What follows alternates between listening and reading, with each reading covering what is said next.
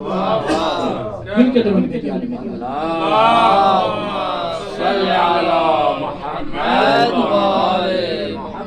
اور اسی وسیلہ کے بارے میں علی ابن ابی طالب ارشاد فرماتے ہیں فَأَيْنَ يُتَاهُ کہ کیوں دھکے کھا رہے ہو، کیا ڈھونڈتے پھرتے ہو، بل کیف تعمہون بلکہ کیوں اندھے بنے پھر رہے ہو، بینکم عطرت نبیکم حالانکہ تمہارے درمیان تمہارے نبی کی عطرت موجود ہے۔ عطرت نبی کے ہوتے ہوئے دھکے نہ کھاؤ، ادھر ادھر نہ پھرو، فرمایا حق کو تلاش کرنا چاہتے ہو نا، ہم عظمت الحق، ادھر ادھر نہ جاؤ، اہل بیت کے دروازے پہ آؤ، یہ حق کی مہارے ہیں۔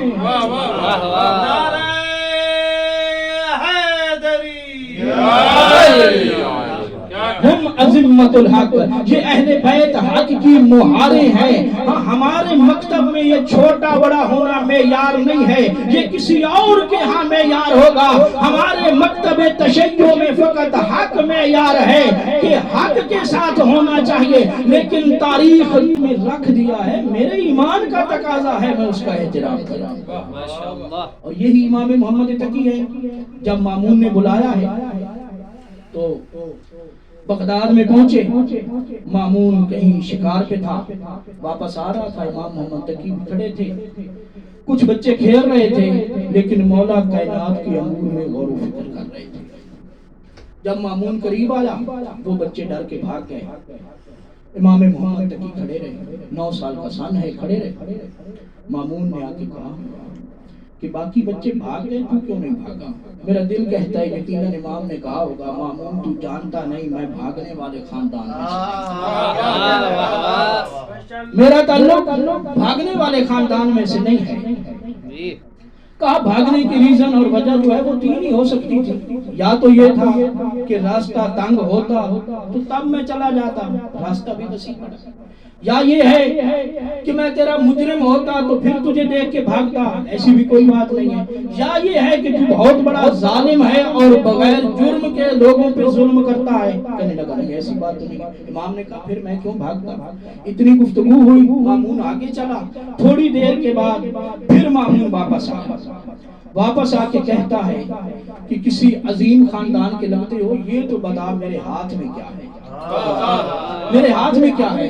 تو امام فرما دیتے تھے، اتنا بھی فرما دیتے کہ تیرے ہاتھ میں چھوٹی سی مچھلی ہے، لیکن نہیں، فرمایا کہ پروردگار نے زمین و آسمان کو خلق فرمایا اور پھر زمین و آسمان کے درمیان دریاؤں کو جاری کیا، پھر ان دریاؤں میں مچھلیوں کو پیدا کیا، پھر پروردگار نے بازوں کو اور عقاب کو خلق کیا، اور بادشاہ اپنے گھروں سے نکلتے ہیں ان عقاب کو لے کے شکار میں، ان عقاب کو تیتر کے پیچھے دوڑاتے ہیں، تیتر کو ملتا نہیں، وہ عقاب ایک چھوٹی سی مچھلی پکڑ کے لے آتا ہے، بادشاہ اپنے ہاتھ میں اس مچھلی کو بند کر کے وقت کے امام کا امتحان لیتے ہیں۔ جب امام نے یہ سب کچھ بتا دیا، مامون نے کہا کہ میں اپنی بیٹی ام الفضل کا رشتہ دیتا ہوں امام محمد تقی۔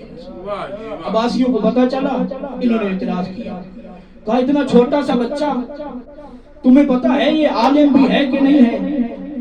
تو مامون نے کہا میں تو آزما چکا ہوں، اگر تمہیں شک ہے تو آزما لو۔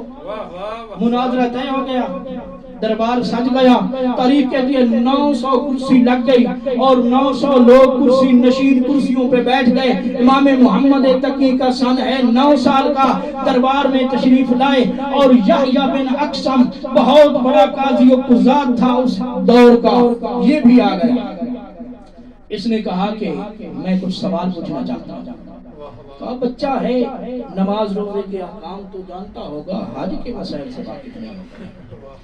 کہنے لگا کہ یہ بتائیے کہ اگر کسی نے حج کی حالت میں، احرام کی حالت میں شکار کیا ہو، قتل کیا ہو تو اس کا کفارہ کیا ہے؟ امام نے سر اٹھایا، اس کی طرف دیکھ کے کہا تیرا سوال ہی ناقص ہے، پہلے اپنے سوال کو تو تیرا سوال ہی ناقص ہے، یہ تو بتا جب اس نے شکار کیا تھا اس نے ہل میں کیا ہے یا حرم میں کیا ہے؟ 22 شکیں امام نے گن دی، یہ تو بتا اس نے ہل میں شکار کیا ہے یا حرم میں کیا ہے؟ احرام کی حالت میں تھا یا محل تھا؟ احرام حج کا تھا یا عمرہ کا تھا؟ عمدن کیا ہے یا خطا کی وجہ سے کیا ہے؟ رات کو کیا ہے یا دن کو کیا ہے؟ اس نے شکار پہلی مرتبہ کیا ہے یا دوسری مرتبہ کیا ہے؟ وہ اپنے شکار کرنے کے بعد نادم تھا یا اپنے شکار کرنے کے بعد مصر ہے؟ امام نے 22 شکیں گن لی اور پھر فرمایا کہ یہ بتا شکار کرنے والا آزاد تھا یا غلام تھا؟ یہ بتا اس نے جو شکار کیا ہے تو وہ جانتا تھا یا جاہل تھا؟